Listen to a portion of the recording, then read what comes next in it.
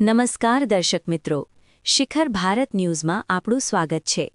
વાત કરીએ સમાચારમાં તો વડોદરા શહેરના રાજમહેલ રોડ વિસ્તારમાં આજે એક હૃદયદ્રાવક ઘટના સામે આવી છે। રિક્ષા ચલાવી રહેલા એક ચાલકને અચાનક બેઠા બેઠા હાર્ટ એટેક આવતા સ્થળ પર જ મોત નીપજ્યું હોવાનું જાણવા મળ્યું છે। ચાલક રિક્ષામાં બેઠા હતા ત્યારે અચાનક અશક્ત બની ગયા હતા, જેને જોઈ આસપાસના લોકોએ તરત મદદ માટે દોડ લગાવી હતી।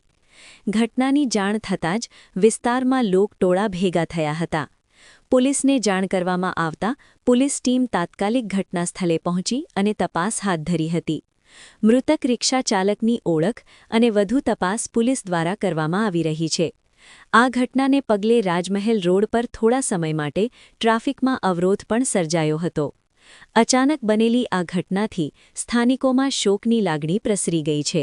આ ભાઈ સવારની પોરમાં રિક્ષામાં બેઠા હતા, બેઠા એમને એટેક આવી ગયો। એટેક આવ્યા પછી અમે તપાસ કરી, પછી 108ને બોલાવી।